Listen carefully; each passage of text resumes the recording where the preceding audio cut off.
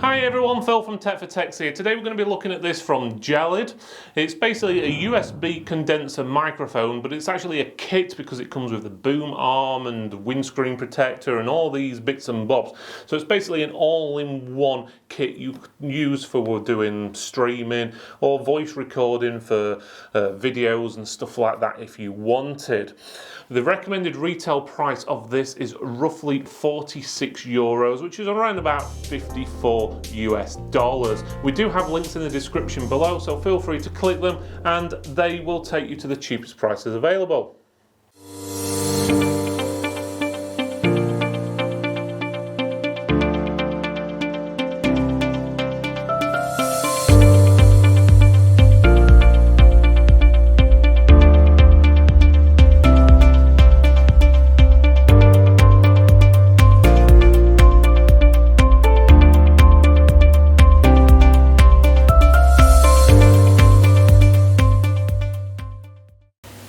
Okay, as you can see, we've got this GELID or GELD, however you want to pronounce it, Solutions Voice or Voice. It looks like voice with an I missing out of it, basically. USB condenser microphone, ideal for podcasting and live streaming.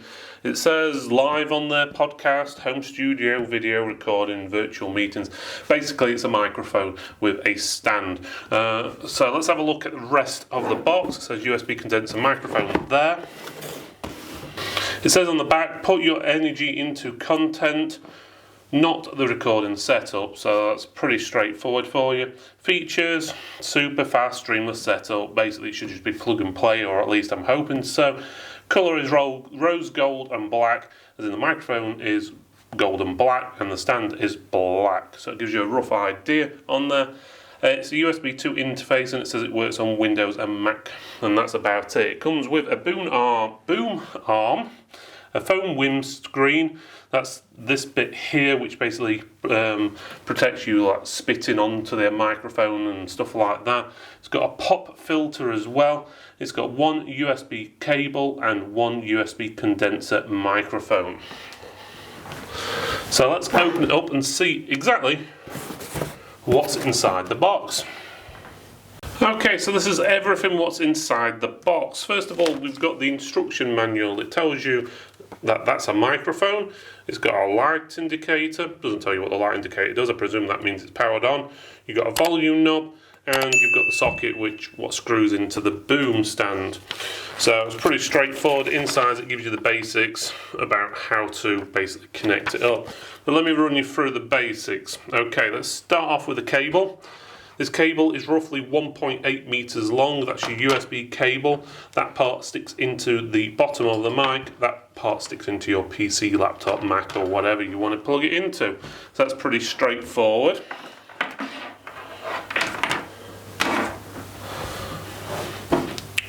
Next, you've got the mount is probably the best way of putting it. This is what you put over the edge of your desk. So basically, you unscrew it, so there's a big gap here, and then you put it on your desk like that and then screw it in. And then the boom stand sticks on that. So basically, if you've got a desk, make sure you have got enough room to screw that on the edge. So some desks have sort of like a weird ledge on there where it won't always connect. I had an issue with mine. I had to cut a hole in the desk to be able to do it with my boom mic I use at my office, but it just gives you a rough idea. So that's the bit in the bottom. That's your boom stand. So this adjusts, and that would then sit into this, what's screwed onto your desk. And then you can adjust the arm however you want, and it also swivels in that base, so you should be able to achieve the angle you are wanting. Each part of this is roughly 30 to 35 centimeters depending on how you measure it, so there to there. So altogether you could say it's 60 centimeters long, but the chances you're going to be stretching it all the way out is unlikely. So once you've got that bit on, you will want to, well, you could do it this way. You could attach the microphone. So the microphone actually screws into this bit here, and then it screws into here. So let me just screw it into this part for you. Unfortunately, because the connections are plastic, they're not the smoothest and easiest to connect up. But then again, this does have a retail price of around about €45.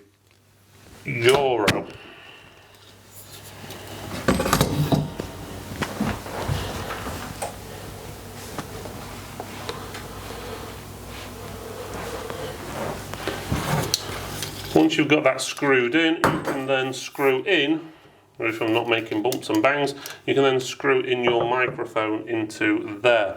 So you actually want it that way up.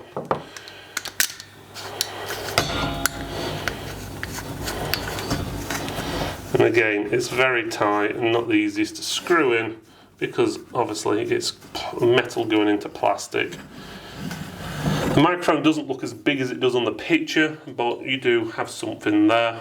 Obviously, it should be big enough to do the job, and as you can see, you have got that volume switch, LED indicator. From the picture, it looked like it was pointing to the side, but I'm pretty sure that's where it is. And then obviously that part's the microphone. So that bit's on. It's up to you if you put the pop filter on top.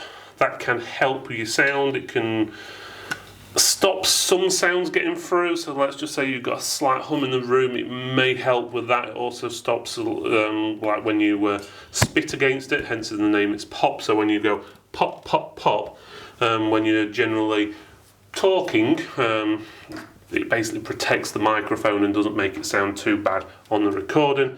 And then you do have the shield as well, they call it a wind shield, to protect you breathing on it, and that will stop the sort of noises when you are doing your, obviously, streaming or whatever you're using it for. So it gives you a rough idea. And that attaches using this, and you basically hook it over, if I can get it right. 1 second.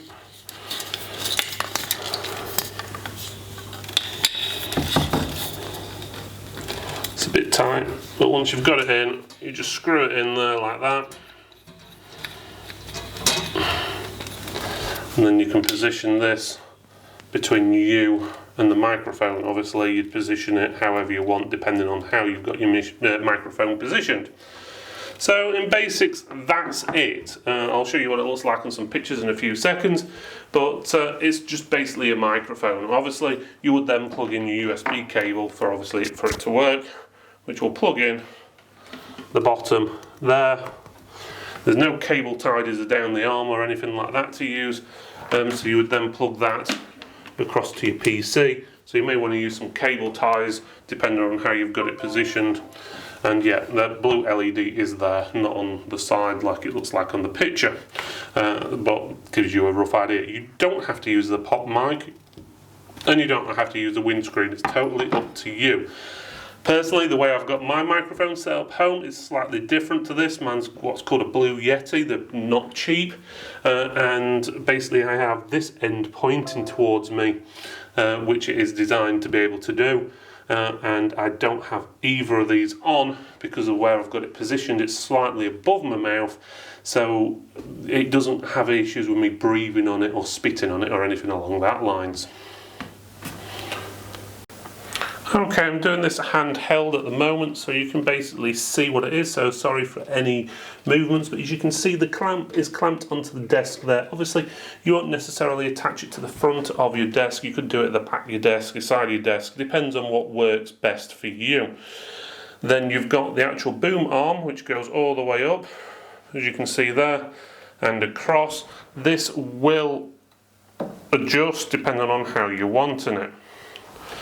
Then off the boom, you've got your windscreen. You just screw straight onto the boom, as you can see there.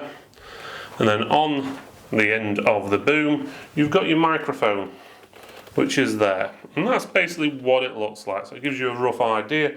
Again, the pop filter can be removed if you don't want it. One thing I have noticed, even though I've tightened everything up as much as it is a little bit wobbly. So as long as you don't touch it, you'll be fine. But if you got one of these wobbly desks or anything along that lines, it may cause issues with been picking up on the microphone. I don't have the USB cable plugged in at the moment, so I can easily show you and adjust it. But you would plug the USB cable in the bottom there, and that would then plug into your PC. We'll do a sound test in a second so you can hear what it sounds like with and without the pop mic, as well as the windscreen. Okay, this test is with the GELID microphone. This is with the windscreen on as well as the pop filter on. I'm now using the GELID microphone with the pop filter off, but with the windscreen on. I'm now using the GELID microphone without the pop filter and without the windscreen. Let's see if you actually see a difference. In some cases you will, some you will not. But this gives you a rough idea of the quality of the actual microphone. And I've got the microphone set at 50%, so you can actually turn it up or down depending on your needs. Now to give you an idea what this sounds like using a £120 microphone.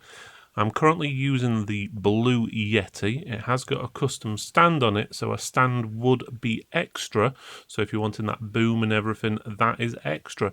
But it gives you a rough idea of the difference in the sound quality. While the GELID sounds perfectly fine, it's very clear, and it's brilliant for a starter or mid-end user.